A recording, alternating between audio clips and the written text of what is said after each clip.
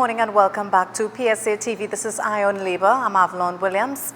We wanted to share with you one of our inside documentary that we have been, going across the country, meeting with underprivileged communities and stuff like that, and persons who are in need of jobs and no help at all from the government or any private entity. So this morning we have with us Alicia Baptise-Mark. So we want to just show you first her documentary that my crew and myself did at Laramine. And then we're going to invite Alicia here on Saturday this morning to have a few words with her.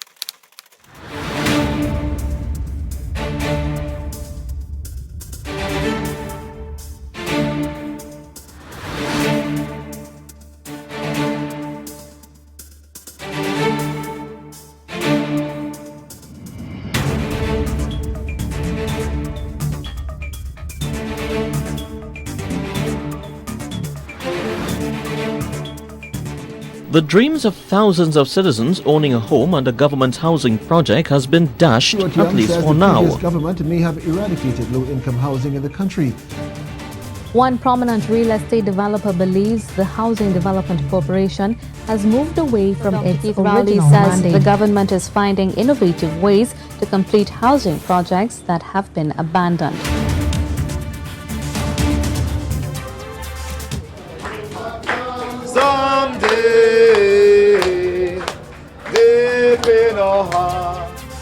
The P&M executive of the government would not negotiate with the PSC for further housing, and all names that were on a waiting list were cancelled. This is the fate of public officers to this day. Universal housing programs have been implemented throughout the world to allow every family a right to housing. Here in Trinidad and Tobago, a Memorandum of Understanding was signed in April 2011 between the Public Services Association and the Chief Personnel Officer in collaboration with the Housing Development Corporation to assist in housing. The MOU aimed to provide affordable housing for lower to middle income earners for all public servants through the HDC. Alicia Mark is one of the many people still only dreaming of home ownership. The question remains, is housing really that affordable for public servants?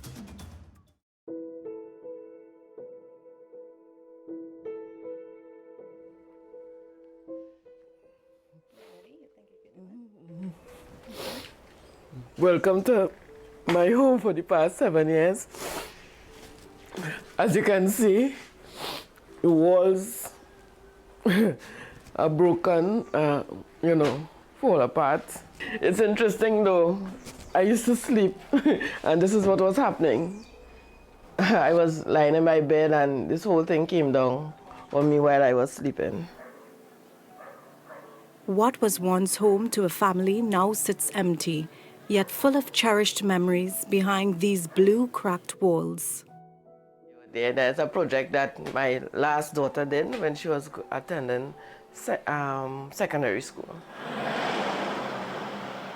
This car passed and it, the person stopped. We started talking, and then I told him that, I'm looking for a place and whatnot. And then he told me he have a place, He said not really in that best of conditions, but if you could live in it for the time being, you could go ahead and whatnot. And then that same day he brought me to this house here.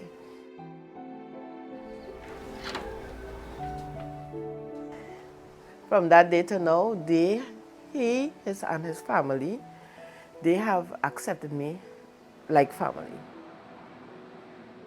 Alicia Mark, a single mother of 4, moved here in 2011. She was employed as an estate constable at the Ministry of Planning, where she still works.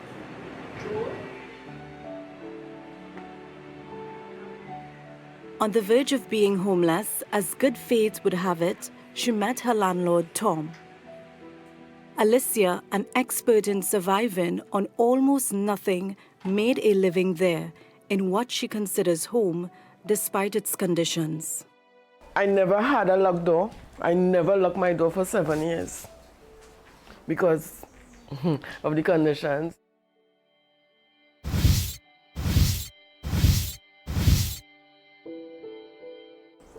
One day I was just going into my bedroom and I heard a noise, and when I looked back I saw this happening here. Falling apart. This is the room of the breadwinner, being me, single parent. This actually happened. I was lying in my bed and this whole thing came down on me while I was sleeping. This is what I had to endure coming from work every day as a public servant. Getting into public service, she said, many promises were made. There are things that were supposed to be supplied because we were supposed to be comfortable, right? We were supposed to be not having problems to get housings. I have signed up for a HGC house since 2003, and up to this day, I did 3 interviews and nothing came out of it. The irony is, she works at Town and Country. It have the people who and you know, they come and tell you, oh, I like my house and stuff and things like that, you know, and you just need to smile and okay. It has always been impossible for her to survive on one salary. Her side hustle was more of a necessity than a choice. Even though I finished work at 4:15, 4 p.m., I used to come home, and by time 6 o'clock, I'm back out there again until all 2, 3 o'clock in the morning to get ready to go back to work for 8 o'clock and stuff like that. But at that point, I didn't really, you know, think much about it because I had to provide.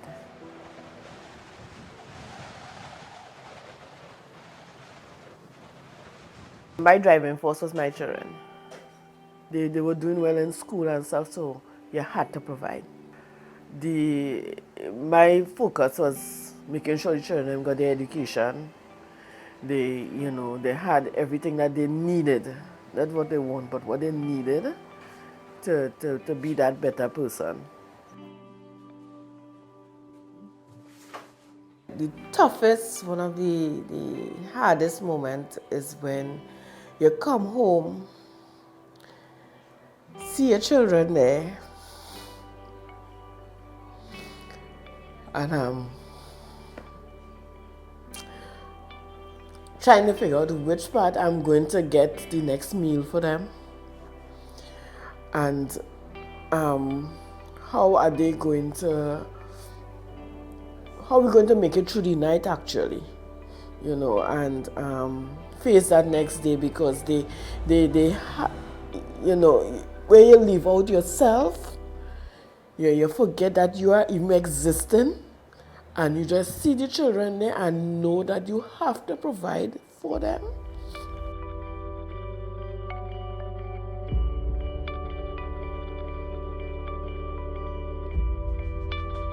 When I go to work, I am a totally different person. You need to know how to, you know, adapt to every situation. And yet still be a public servant. Serve the public. Serve the public. Serve the public.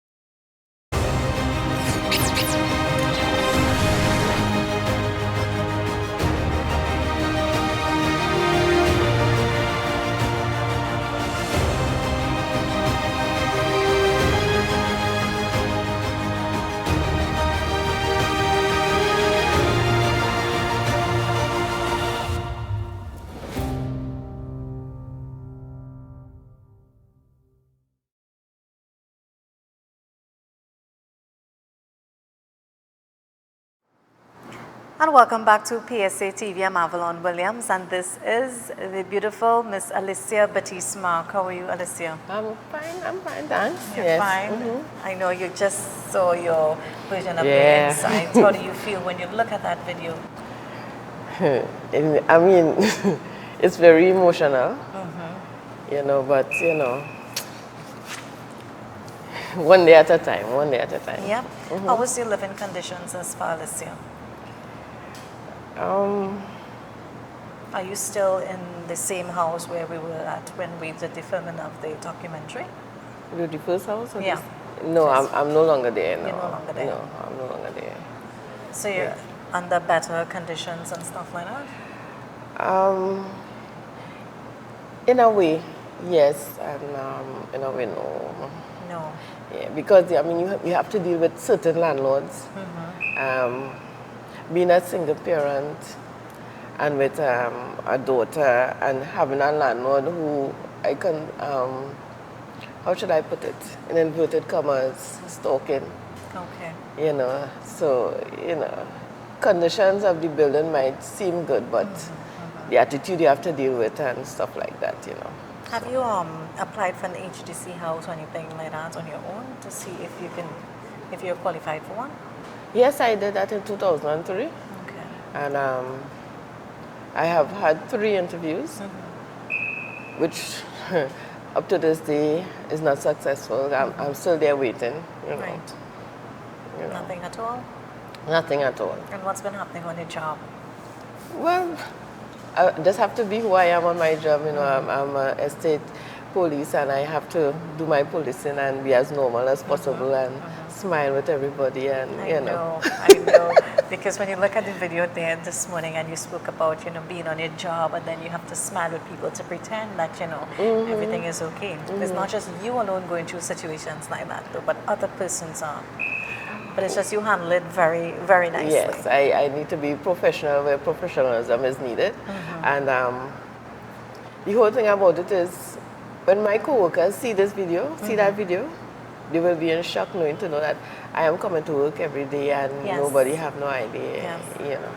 And I did this video for people to know that they are not alone. Yes.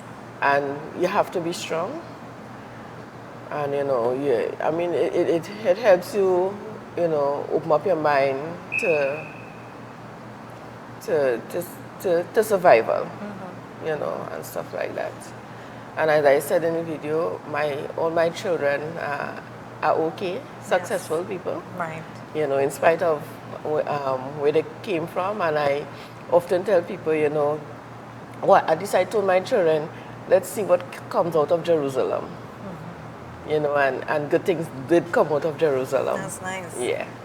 And how does your kids, how's the condition of the kids right now? Are they still working and stuff like that? Yes, all my children are working. They're working? Yeah, every single one of them. And they're still living with you, or? No, only one of them is living with me right now. That's the last one. She's still with me, and she's an OJT in a school. Yeah, and, you know. So you're prepared, so when you go back to work tomorrow, please God, and your friends will see this documentary, you're prepared to speak with them and relate to them, you know, both sides of Alicia. Well, I mean, well, yeah, not a problem. Yeah, it's not a problem because somebody have to do it. Yes. You understand? And we have to show people as a public servant, it's supposed to be honky-dory, but it's not. You understand? And I'm sad to say, but it is what it is. You know, because when we came into the public service, you were thinking that, okay, you know, it's going to be a certain way, you know, you're going to have little housing, you're going to be more financially equipped for stuff and things like that. And, you know, all these services will be open to you and, you know, this kind of thing. And actually, as you just mentioned, all these services will be open to you. Under the PNM, the People's National Movement Administration right now, do you think a lot of those services was open to you? What is your thoughts on the government, under this current government? You think they have been doing anything good for public servants, persons who are in need of support? And you can speak. Actually, I am still out of a home that I could call my own. Right. So I believe that says a lot. Wow. I want to thank you so much, Alicia, for opening up, having us in your home, sharing your personal life with us, letting us know what's happening. You're not a stranger to us. You'll always be here at PSA. This is your platform. And whatever issue, you can come to us and we give you a platform to speak.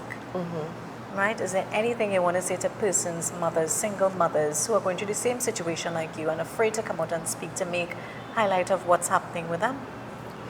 Okay, people single mothers in my position, first thing first, pray. Yeah. Because prayer do change a lot of things. And, you have to keep that faith. That tomorrow will be a better day.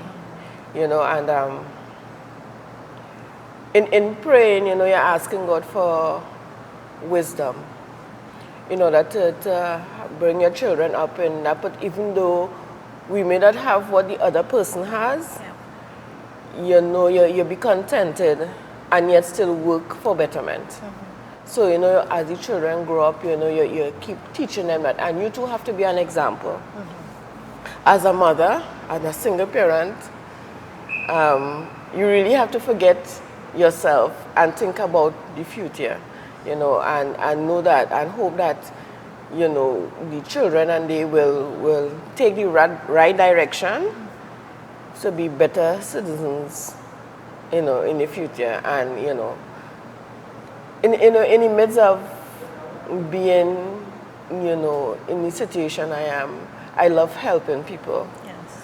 And I taught my children that in spite of, it may seem as though you don't have something, but when somebody comes knocking at your door and you recognize that you are blessed, and you now in turn have to be a blessing to that person who comes knocking at your door. Because I can give you a short story about, something that had happened to me. I was, living in this place, and this person, I thought I had nothing in my house, probably a little bit of salt, a little bit of, and then this person came, she had 5 children. And she said, Alicia, I have nothing. I say, I have nothing. So at that point, the mother kicked in. No, me being a mother, it just kicked in. And then the person who I am, the given person that I am, I just walked through my house and I started picking up stuff, and then I said to myself, but it seemed as though, and then at that time I was still married at that time. So I asked my husband, I said, what thing? And he went outside there, and when that person was leaving, they left with 2 bags of things that I didn't know that I had, and I was able to give. So in the midst of it, there's multiplication. God multiplies everything. Once you have that heart of giving, he multiplies everything, and he will take you through no matter what. I don't have $1 million. I don't have things, but I have the joy of the Lord. Yeah. Right? And he has taken me through until this day to see all my children successful. Have you been in contact with your children's father? I know you all are divorced and separated and stuff. Any support from him since? You have me laughing. Single parent. Single parent. Yeah. I did what I had to do. Yeah. Okay. Legally though. Please be legally. And you are doing a good job. And I'm still there standing in the gap for my children, even though they are all over 18 and what stuff. But when things happen, they still call mommy. You understand? Are you still located in Laramie? Yeah. Okay. Yeah. Okay. Well, I wish you all the best in your endeavors, and they say, if anything we can do to help in any way, we're here to help, support you. Okay. And we really hope that, your story today will touch a lot of hearts, and persons will reach out to you and lend us support, because they have been doing it a lot. The government has been doing it a lot. So, it's our people in our country, and I think they should at least reach out to citizens themselves who are seeking and begging for support. So I'm going to pray for you as well on that as well. So I want to thank you so much on behalf of PSA and my whole crew here for coming this morning, to inviting us in your home to document your life. And thank you so much, because I mean, you're a nice person, I must say. Very genuine, calm person. Despite you were sort of camera shy, everything went down perfectly. Any last words for us? First of all, I want to thank PSA. You know, they have been with, you know, they have me covered for not just this part of it, but in my work issues and stuff and things. And secondly, I want to thank Mr. Duke. You know, he's just, you know, he's just Mr. Duke. He is Mr. Duke. And I mean, he's somebody who's reachable. Yes. You understand? So I personally could say I doesn't have a problem with Mr. Duke, because he is reachable, at least on my behalf. Right? And to the crew, you all are very, very, very, very nice to me and whatnot. And I want to say hello to you all from my last landlord, Mr. Tom. Oh, Mr. Tom. Hi, Mr. Tom. And I must say that to Mr. Tom, he is such a respectable person, and I want to thank him publicly for allowing me into his, I had to say, home. Yeah, because I know he had assisted you a long way. Yeah, and you know, and he was always there when nobody else was there. And his family, everybody, children grew up together, and they like consider them, you know, brother and sister and stuff like that. So I want to say thank you to Mr. Tom and his family. Kudos to you. Do you think if Mr. Tom wasn't in the picture, do you think you would have gotten any support from family members or best or friends? Oh, without Mr. Tom? Yeah. After what went on in my life, my family don't know. Okay. But Mr. Tom knows, because he has been there. Okay. And mind you, we were not, you know, he was just the best landlord I could think about. Because I have met other landlords. Yeah. Yeah, he was the best landlord I could think about. He stood up there for my children. He used to tell people, you see that lady in the back there? I don't want nobody interfering with her and her children. You know, this kind of way. So kudos to Mr. Tom. You can tell Mr. Tom thanks. Pardon me? You can tell Mr. Tom thanks. Look at him and tell him thanks. Oh, thank you, Mr. Tom. You have been great. You have been great. And continue to be like that, yeah. That's nice. I'm so glad for you, though, Alicia. But I also want to say that, you know, although my co-workers really don't know who I am, they are sweet people. That's nice. Yeah, I could still go to work and be comfortable. In spite of it, you know, a workplace will always be a workplace, but you know, you can still go there and relax and, you know, be comfortable and be able to do my job. Yeah. Thank you so much, Alicia. Thank you so much for coming. So we have come to the end of our PSA TV here, Iron Labor segment. And I'm Alicia, on behalf of the crew again, and Mr. Duke and PSA, thank you so much for coming and inviting us into your private homes. So I want to thank the viewers as well and the listeners for joining us this morning here at PSA TV. So we have come to the end of the program. I'm Avalon Williams, and this is Alicia Mark Baptiste. So I'm going to see you tomorrow. Please, God, take care. Okay.